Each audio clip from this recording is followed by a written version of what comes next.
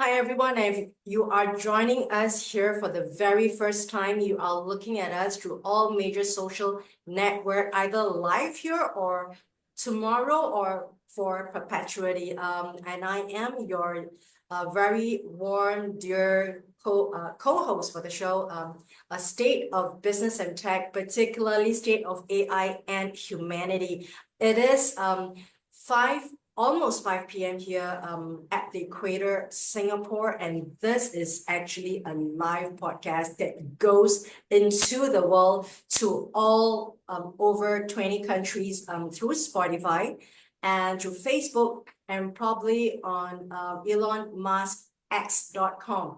I'm here with you as Vicky Esther Chang, and I've got my dear co-host, Mr. Alex Chan, and what an honor to have him as our co-host, the CEO of Video Space.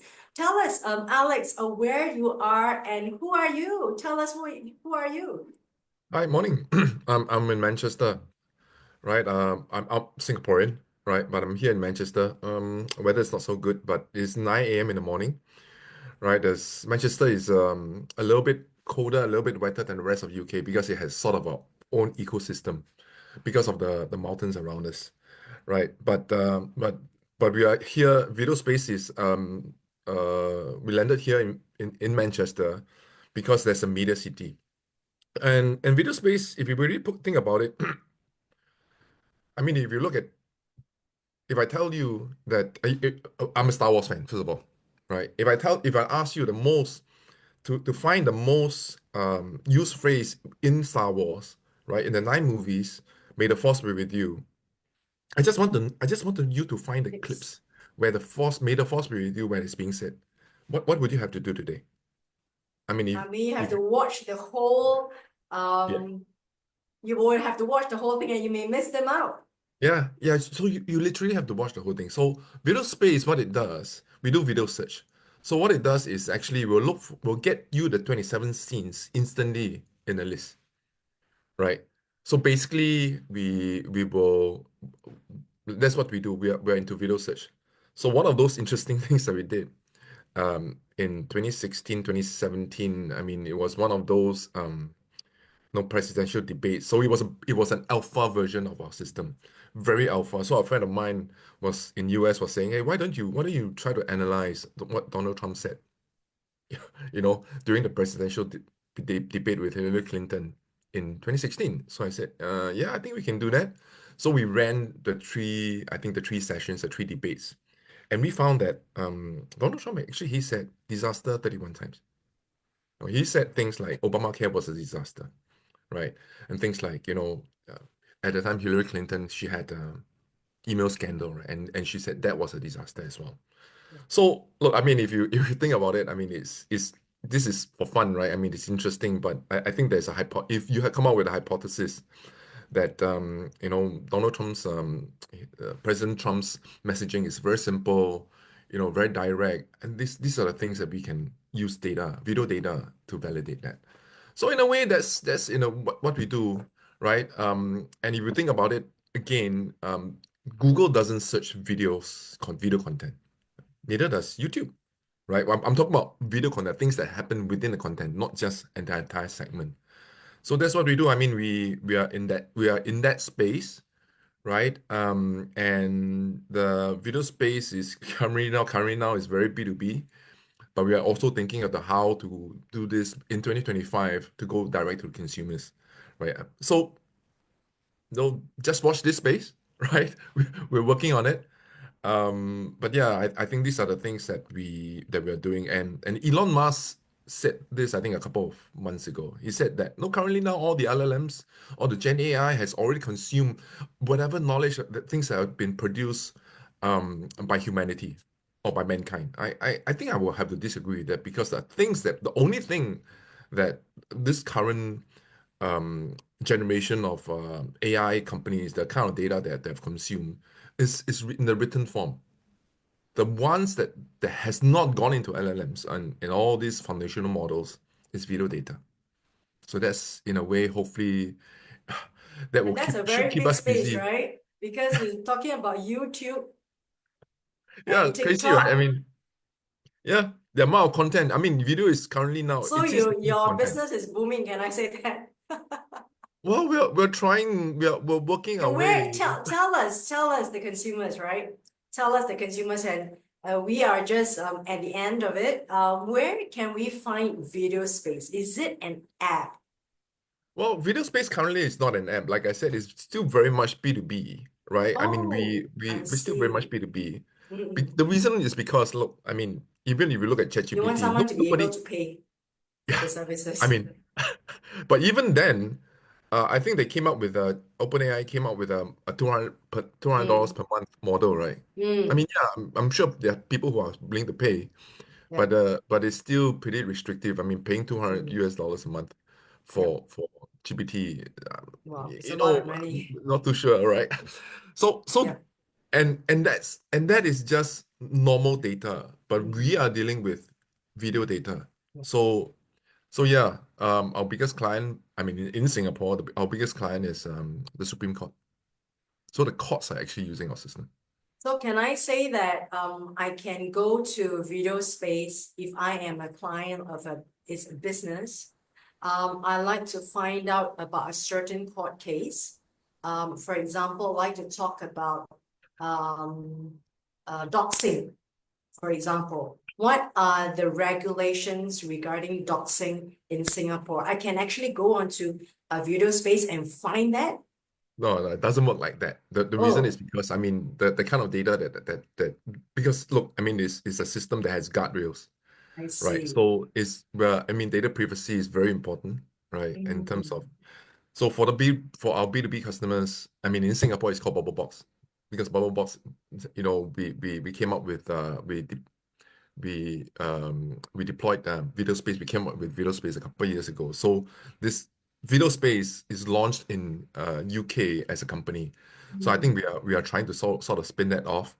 But yeah, I think there's quite a fair bit of use cases in Singapore, which some I can't speak about, right? I mean you can imagine, right? Yeah, so I Um, just want to make a shout out to Video Space and your local company in Singapore as proudly Singapore owned. Kudos to you. Let's make a cheer to Alex Chan and your mission to actually put Singapore also on the map of AI. Okay. oh, it's just a global mission. I mean, going back to Mm, DeepSeek, I think Deepseek's founder, and he came up with, mm, and I think he's on a mission too. So I think there's a lot of people out there and are on a mission to hopefully to be able to improve humanity, improve, the way we to change the way we do work, and I think that's very important. yeah. And let's dive into something that happened most currently. This is a show state of business and tech, particularly AI and humanity. And yesterday there was a global summit in Paris on AI and a global agreement that came out. Tell us about the content of this global summit that actually I think it's a milestone for the world to come together to have an agreement on the guardrails of AI and the impact on the way forward. Tell us about that and some of the things that came up from that. Yeah, I mean that was quite significant. I mean, Mm, there are not too many summits around the world that can bring in all the global leaders, yeah. right? Yeah, of course you have the G20, perhaps you have that, the Paris Agreement on sustainability and all this, right? So this is Mm, actually an AI summit, but and there's so many leaders that actually came mm, into the same place, yeah. and that's happening in Paris. So last night, I mean, we're sort of tracking it. I mean, I think the end of the day is that there was a declaration, right? I Yeah. mean, there's an AI declaration on basically around AI, right? Mm, And basically around safety. And I think the guiding principles would be, openness, inclusivity, and of course about our ethics around. So basically what the mm, entire summit was hoping to guide towards is perhaps put some sort of guardrails around AI in terms of safety. And I think that's significant because if we are to believe that AI is potentially more of a threat to humanity above climate change, then this is This is even bigger than climate change. Okay, I mean, pause, pause. Question from the floor, and I represent the floor. right. Define threat. Why is there a threat for humanity? AI, talk about the threat first. Right. I mean, if you again, if you are to believe, and if you go back to Mm, Terminator, right? okay. Skynet. So beyond, I mean, above Terminator, there's Skynet. Mm, And Skynet is the AI that sort of decided that you give it autonomous thinking, give it thinking and think, and then they sort of figure out that, hey, no, actually humans is the one that's killing humans. So maybe the one that is really a threat to the environment, to the world, and to Earth is his humanity. So what did it do? So it tried. So again, if we are to go back to that scenario of threat, so that threat is not national. It doesn't have any nationality. It does not have any, and AI is the same. So can I also bring you to this article that I read? And correct me if I'm wrong, I stand corrected. The latest finding that has come out from Fudan University from China and also MIT, it says that AI has already the ability to replicate itself and write its code already 100%. And it is able to evade itself being shut down. So that has already come out, and that was a red light that I just read a couple of days ago. Does this go to the threat? Of course, I mean, And look, why I mean, and why? How does it threaten? I mean, it sounds horrible, sounds scary, but look, I mean, detail and it describe that to our lives. so I mean, and I think end of the Yeah, day is really, it's quite simple actually, yeah, right? I mean, uh, if we go back to 50 years ago, yeah, I mean, we have the Cold War, right? yeah, The start, or at least the start of the Cold War. I mean, yeah. after World War II, and then we discovered, hey, nuclear power, nuclear weapons, and then you have all the ICBMs. Yeah. So you imagine, and that time at the Cold War, the ICBM, that particular nuclear war has is balanced, meaning that you have the East and the West, and then different ideology, and there's a gamesmanship, right? There's a one up. Yeah, yeah, yeah. So that nobody actually pressed the button. The reason nobody actually pressed the button is simply because you can actually see the destruction. Meaning, this red button happened. I mean, it exists on both sides, right? Imagine this: you press the button, Mm, missile starts flying, and yeah, that's the end, quite literally, right? And that's common mutual destruction. yeah. But AI is a little bit different. Tell us. AI is a little bit different, and I mean, first of all, the buttons don't really exist. Mm. I mean, yes, it sort of exists, but the buttons are gradual, meaning that And you, also, it's so decentralized that you do not know where it's gone. yeah, and maybe that's also a good idea not for it to be centralized, because if it's Mm. centralized, the button becomes very big. Oh, Right, yes. right. Who is it So going to hold that button? yeah. So I would look. I mean, from throughout human history, right? If you look at it from history, and if you are to learn from history, at Mm. some point in time, somebody will press that button. Yeah. And unfortunately, I think in a case like this, perhaps the button can be that big that you cannot reverse. And again, history, there are many things we cannot reverse, right? And hopefully that button is, first of all, we do not want that button to be that big that is totally not reversible, because once that's done, then that's the end, right? We do Tell, not tell, want tell to be us, that. me as a novice, right? I have no knowledge. How does an AI replicate itself and evade shutdown? Well, I mean, end of the day is really about, it's a program. Mm. Somebody have to tell it to do something. Mm. All right, it's currently now the current state of affairs Mm. is is still, you need to be able to say, for example, right? I mean, you Mm. have all your programs that you have. So imagine all the codes that you have, right? Mm. You give it all the codes. Somebody have to give it an instruction and say, hey, by the way, can you replicate yourself? Mm. So the AI will start thinking, oh, can you do that? And then it tries to do this Mm. 100 times, 1,000 times, a million times, right? Until you get it, the result that you want. Mm. And then you get it. So after imagine you get that and say, after being able to replicate yourself, then you'll perhaps the next, another instruction will be say, hey, can you try not to shut yourself down or don't let anybody shut you down? I mean, again, it's just an instruction. And now we're talking about and there is, because in the way that I watch documentaries and my research on YouTube and articles, robotics is different from AI, and Japan for the last 20 years they were leading in robotics, right? Sure. For 20 years already, but now there is a merging in terms of AI into robotics.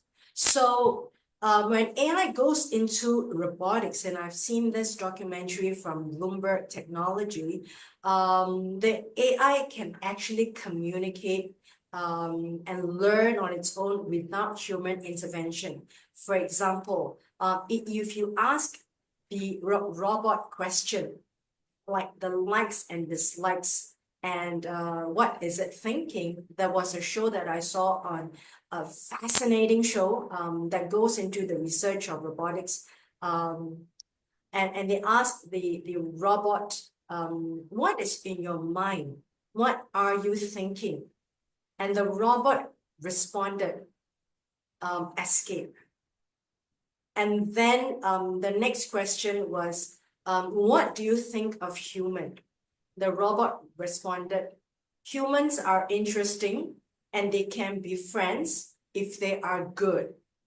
And the person, one of the developers, I can't remember the name, which the father of robotics, he says that he did not program that thinking into the robot. That kind of scares all the producers.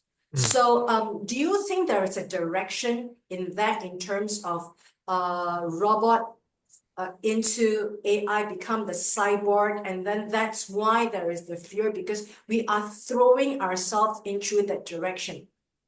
Well, I mean, I think it's almost inevitable. Look, I mean, look, it is the why. If you look at the robotics in the last 20 years, you mentioned the Japanese are good at it, and so what did they do? I mean, what did we do, humanity? We came up with robotic arms and manufacturers. I mean, that puts cars together, right? It's a robot arm, and you have a cute little dog, and and it's The cute, right? mechanics, yeah. But it doesn't really have a brain.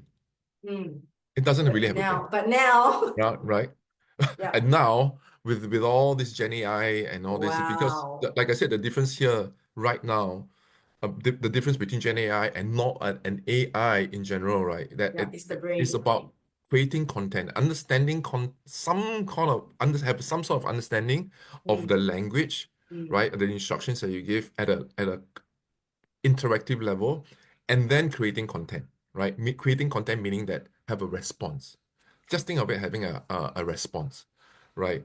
So if you put that together, the brain on top of a robot, Yeah, what do you get? that's crazy, right? And Yeah. also, Alex, I saw other videos in my research. Is like, you put a robot and then you try to touch. I saw this video. They tried to touch the nose of the robot, and the robot actually disliked that. It gave a disgusted look, and it kind of like swerved. So, I mean, we're talking about responses that is very human, right? Mm.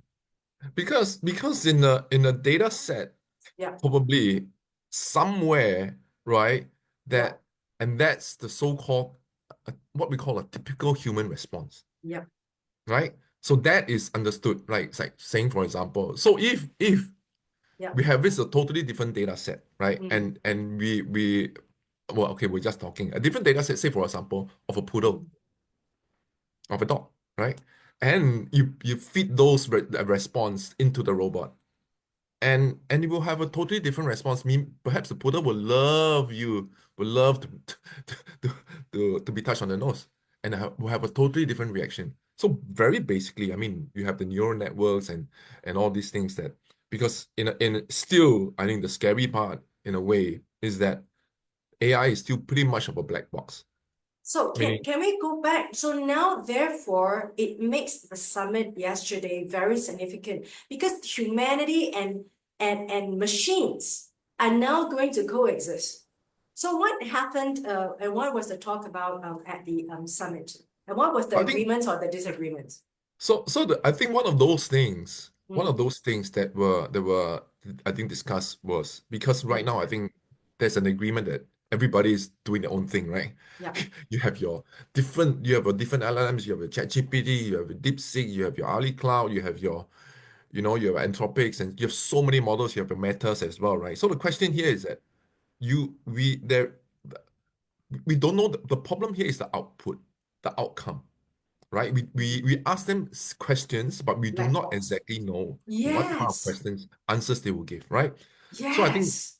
what they will, and like I said, this is a common destiny, common humanity thing, right? Wow. Right? So we would like to have, say, for example, I mean, if would you want a 12-year-old asking, Meta or Mm, DeepSeek as well,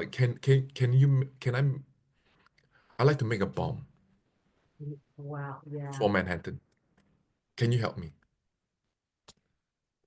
I mean, look, these are we're talking about real guardrails here, and Yeah, this is, of course, this is extreme, and obviously the other way would be because you have your singular view on things.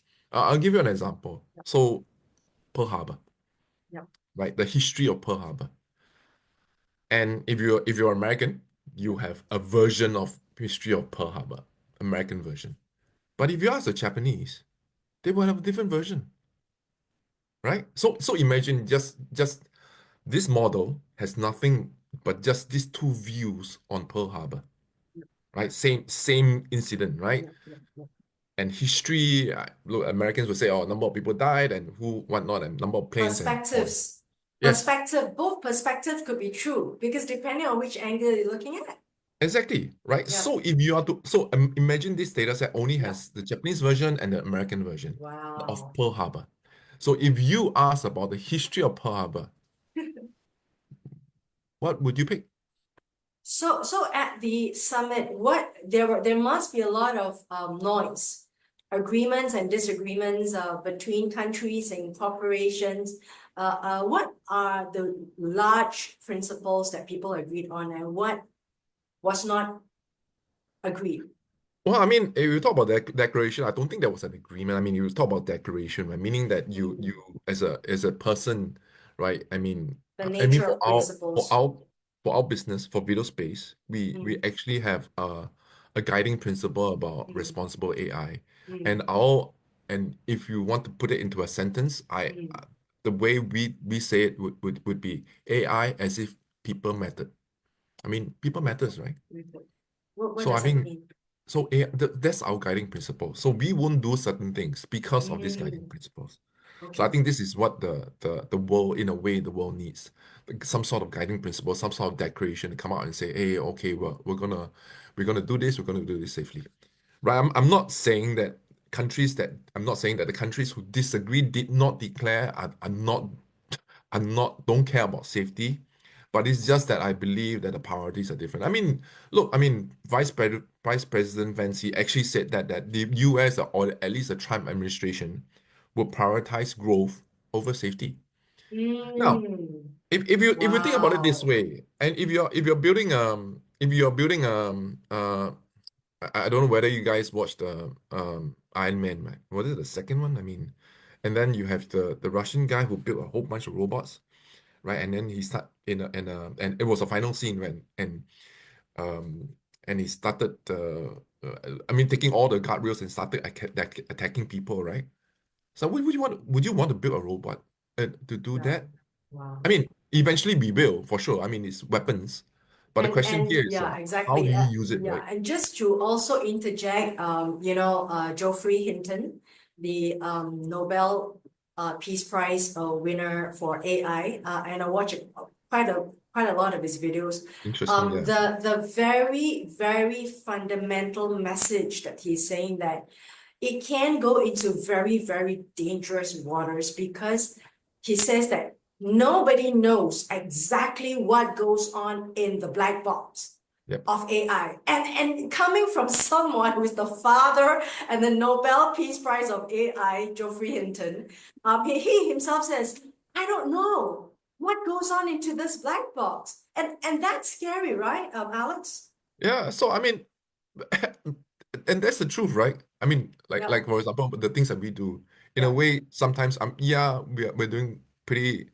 yeah, pretty stuff that are pretty out there. But then yeah. again, you think about it, what do we really know, right? Mm, Again, if you it's really about putting a potentially a tool, right? Like I said, yeah, if it's a sword yeah, that is potentially very useful, yeah. right?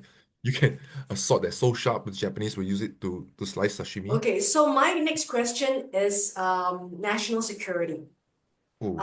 There's also, this is going really heavy, but it's something I think we all need to, because it's all in the open, right? The news, reports and all this. I think beyond individual level, we're talking about this is the mantra that Nvidia Jensen Huang has said repeatedly on CNBC. He says that it is a national security issue. Now I think there's something that sounds like it's going into that kind of direction. Tell us about how does AI play a part in terms of national security? Well, again, Defense?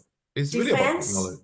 Yeah. Yeah, no, I mean, again, I think Jennifer, I think he touched on a very sensitive matter. I Yeah. mean, talk about national security. So question would be, why is it a national security threat? The Mm. reason is, I would say, if it comes down to one word, that will be the word dominance, right? Dominance. Again, if you look at it from the world where it's a zero-sum game, Yeah. right? If it's a zero-sum game, is you need to dominate, right? You just need to climb, right? And national security has many facets, right? You have the military, right? Military security, you have economic security, and you have Food like security, techno, and water then security in Singapore. sustainability, everything, right? And including, and if you talk about dominance, technology becomes a very, very important part, Mm. where you will accelerate all these things, including I'm talking about military, I'm talking about economics. It's really about technology, Guarding your AI right now. company or your country data. You don't want someone to come into the treasury to be like taking out and excavating all the money, right? Yeah, look, I mean, I mean, say if we talk about digital currency and all this, Yeah, who does physical money anymore? But yeah, which also means gold is mm, very important. I still think gold is because it's very physical, right? yeah. Physical gold and some Like a things guarantee, eventually, the right? analog part is going to be very important. So of course, if you look at from a military perspective, Mm, then I've already said that. I mean, we're talking about autonomous weapons. So autonomous weapons. again, autonomous weapons like what? I mean, Ukraine war has already shown, Yeah, right? We have used the use of drones yeah. I mean, $1,000 drone will killing a $1 million tank, yeah, right? and I think I would like to touch on this quickly. During well, I don't think sorry. During one of the episodes, what's happening in Ukraine versus Russia. Yeah. Ukraine uses a lot of drones, etc. Um, and they're like what you say, they're really, really cheap and they can go into the household, right? And they can be as accurate as that. That kind of scares me a lot because um, I mean, anyone can just be coming into your household and it could be as small as like a bee, right? That's one thing. And also, Alex, I read in my research about AI, even your what I call it, even your internet modems, right? They can be used and be penetrated as an AI agent. Am I right to say that? Let's put it again. You sort of have to assume, right? You sort of Assume, right? assume that Anything that's in a everything is a space threat. right now that has data. Sort of everything is a threat. I mean, short of us going up to setting up a cabin up in the Rockies in Colorado. I mean, and shutting out the entire world. We Yeah, we are connected. I mean, we can't run away from it. I mean, yeah, we have our mobile phones, right? yeah, You, yeah. you can't run away from it. You just can't, right? So I think the only question here would be, would getting a mobile phone be more beneficial to you or not having one? Yeah, I'm not going to ask a lot of questions that's in my mind right now. That's going to be like, it's going to open a whole huge kind of worms and black box. But I do But want to go into um yesterday's very open meeting at Paris, the AI summit, there are countries who do not agree to guardrails. I think UK and USA. Why is that so? Well, I guess, I'm not gonna say, of course there are many reasons and all this, but if you boil down to really an an an agreement, right, a declaration of common humanity, that kind of thing, I think it's just a difference in interest. So, and when I say interest, it also means self-interest, National interest, right? self-interest. So I think that just basically UK, US not being part of it, they're just saying and telling everybody that you know what, right? I mean, I have to Mm. prioritize my self-interest over common interest. That's that's basically it, right? It's not rocket science, Yeah, right? And again, what does that mean? Of course, it has consequences, right? yeah. Again, it's like saying between you and me and you, and um, or everybody else here that is listening in and saying, look, for example, I mean, if we come up with an agreement and declaration and say, okay, every one of us is going to recycle every day, everything. It's just declaration, right? But imagine Vicky, me, I just say, I don't think I want to do that, I just what what does it I matter to me? I mean, prioritize my company's profits, for yeah. example. So Yeah, I'm just going to dump my stuff over. I mean, what do you care? it's Look, cheaper. I mean, I'm not saying I'm not saying the kind of attitude, right? Yeah, But if you really think about it, it's really yeah. a common interest over, Of course, it's your own selfish interest we're talking about.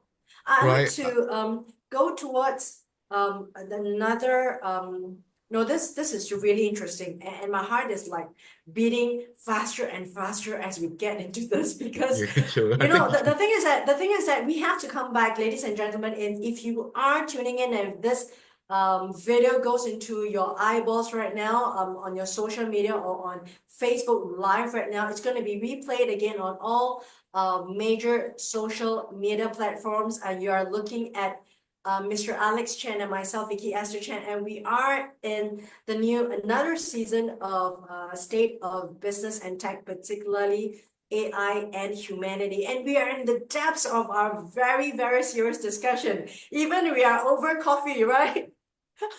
Okay, Alex, you know, this is like making me really perspire, and it's making my heart beat because we are thrown, whether you like it or not, because even when you're sleeping, the world is just chugging forward. And when we are talking about AI, even like 12 months ago, the AI 12 months ago, I had another season on AI was so different from now 12 months later. And people that predicted even Larry Page and some of these people who are starting to come out right now to talk about AI because they're involved in it. They were predicting things that's going to happen like 5 years later, but it happens like in the last 12 months. We're look, talking about timeline that is like shockingly faster and faster, and the engine has already started, and it's never gonna go back. Like what you said yesterday, the genie is already out. Like Alex, tell us. It's like I'm just. look. 5 years ago, I was giving a talk and I was saying, at the time, say AGI, Mm, AGI as in, and I remember the slide that I had, and I put up C3PO, mm, right? AGI, you have C3PO, right? And he knows 6 million languages, and his robotics wow. is a bit pretty stiff, right? And say, oh, C3PO, I don't think we can reach that, right? I mean, AGI, and if we ever do, it'll be like 30 years, 40 years, right? So it's very far away. Perhaps not in my lifetime, right? But 5 years Look later, now. right? Unit 3, right? Unit 3 is the company. Okay, Tesla robot, right? Robot costs $16,000. You can buy one of those. Wow. Yeah, pretty cool, right? And OMG. and is I wouldn't say it's better than C3PO in terms of the movement. Of course, it doesn't have the brain, right? But the Yeah. point here is that it's getting there, right? And AGI Wow. and everybody's right now is saying AGI, perhaps 5 years, 10 years, right? AGI. And what will happen then, right? And that discussion is going to be totally Let's different. because like you are getting me like so um in this state of anxiety right now. But I want to us to continue on this conversation next week. AGI.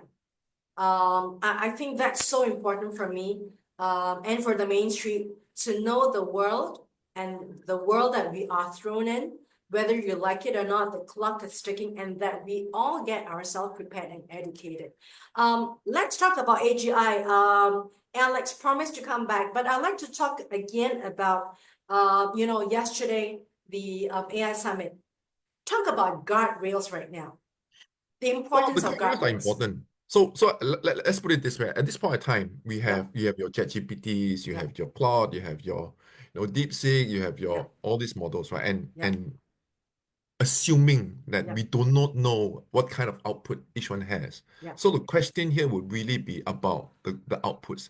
Having same question but different outputs because from different engines, right? Yeah. So technically speaking, if you think about it, you will want to put in a guardrail. Say for example, again, a 12-year-old kid, a 12-year-old kid giving out prompts that are Oh, pretty yeah. malicious, right? Malicious.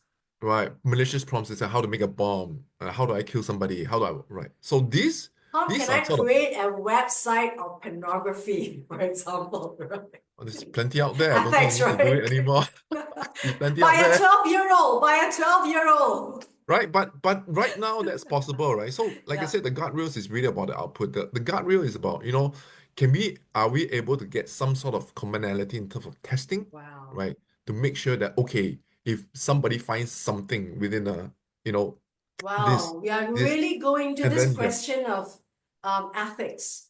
yeah, You wait, hang are on. You talk about ethics, I've got to stop it so when you talk about ethics, then the yeah, question here would be, whose ethics?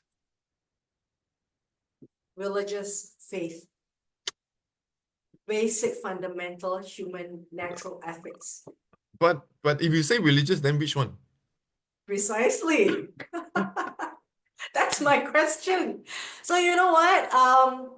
I think Alex, because this is so hot, it's getting me at the edge of my seat, and that's why the audience must tune in next week.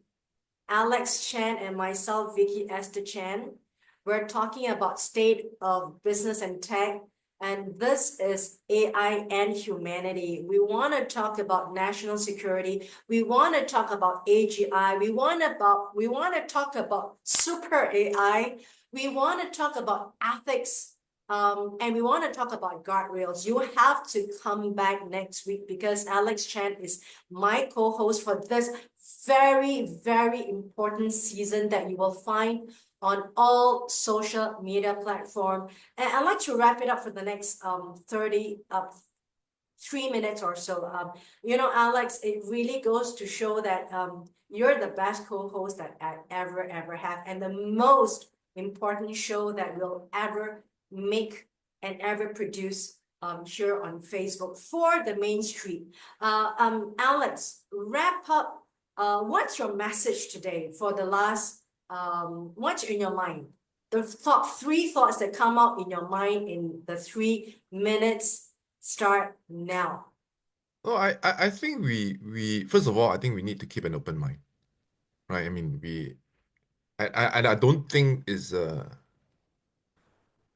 yeah, in a way there's a race, but in a way there's not a race, meaning that yes, there's a sort of a me against you. You have different different pockets of coming together, but I think we sort of need to have agreement on certain things like common humanity, right? Look, I mean it's difficult. It's difficult. I mean throughout the world. I mean it's the same as going to The UN common and having a destiny and the common values. yeah, but if we recognize that there are mutual benefits and there's mutual threats, right? I think in a way we should come out and say certain things. But obviously, that there is for things that, again, going back to Star Wars, right? You have the good side, and then of course you always have the dark side. So the question here would really be, number one, in terms of decision making, for example, the person, who do you want to align?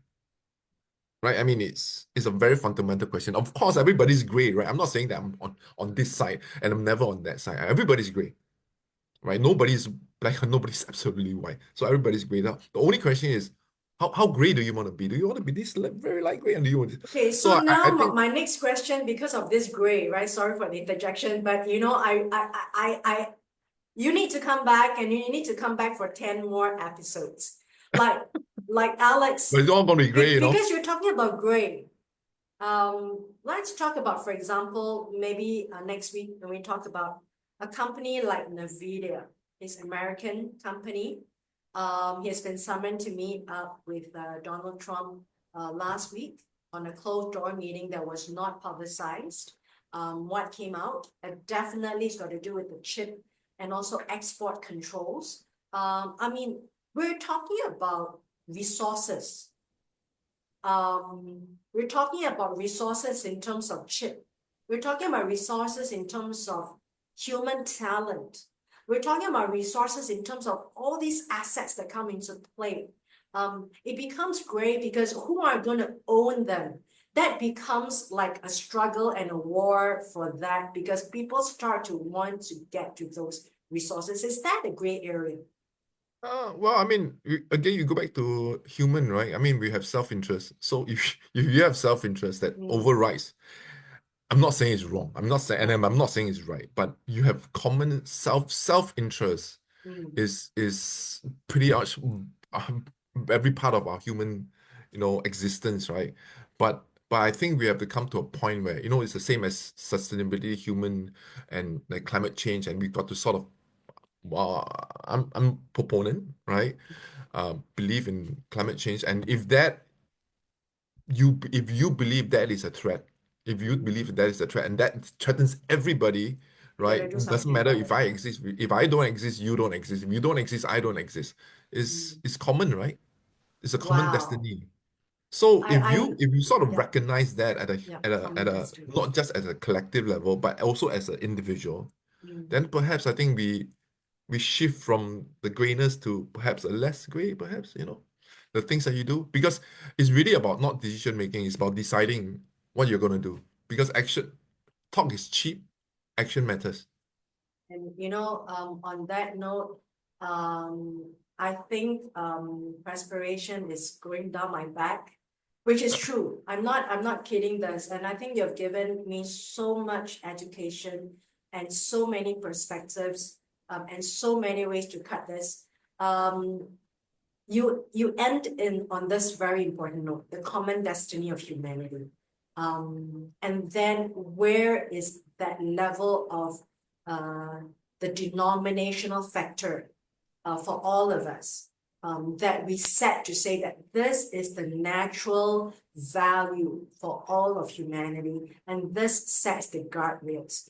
So let's take this on, Alex. And I think with that suspense, the listeners must check in with us next week, same time on Tuesday and Wednesday, same time here in Singapore, which is 5 p.m. live in Singapore, and also which is 9 a.m. there in Manchester.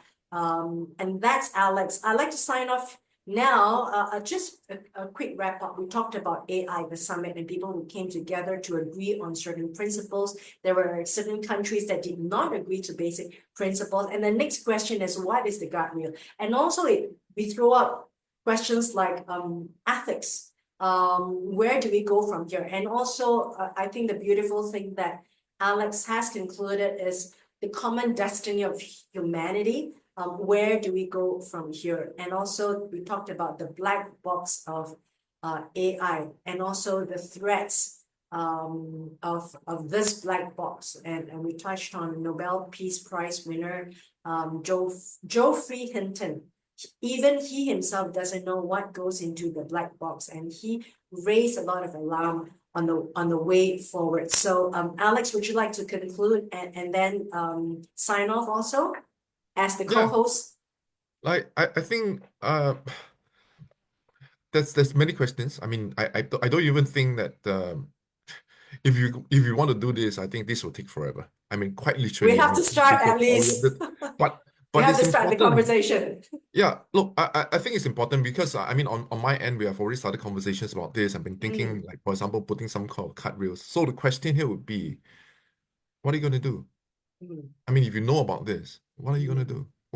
So I think this comes at a very personal level, right? And it's really about make a decision that you make, and then after making that decision to execute the decision into action, Yeah. right?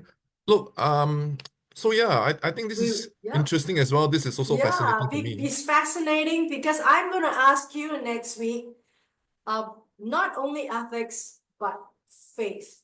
I mean, a lot of us have different kinds of faith, and that faith actually impacts on our level, a quantum of our ethics. So I think, ladies and gentlemen, For sure. wherever you are, if you're tuning in from Singapore, the region, or the US, where most of my followers are based, please follow Alex. You can actually look up, we don't even have to have words below. I mean, just go to AI, XAI, ChatGPT, look up who Alex Chan is and the things that he do, and video space, and his background, and why his is the person that I should speak to, and that you all should listening in and stick around for the next few episodes. Thank you so much, Alex. From here, we are in Singapore. We are at 5:45 p.m. right here in Singapore, and Alex right there in Manchester, UK. Yep. Time flies. Yeah. So I'll see you guys, the audience. Write to us if you've got a question at Vicky at gdmeducation.com. You've got any questions or you want to participate with myself and Alex, raise questions up. I look forward to that. Thank you so much, Alex, as the co-host. I tremendously enjoy this. It's so educational. I think a lot of us are sitting up to listen to you, and we'll all are looking forward to having a conversation with you. Can I just say something? Can I just end this? I mean, please. when we talk about gray, right? Please. I mean, look, if you have a gray question, great question. As gray as you like, right? Yes. I think these are the questions that are really interesting. I represent the ground.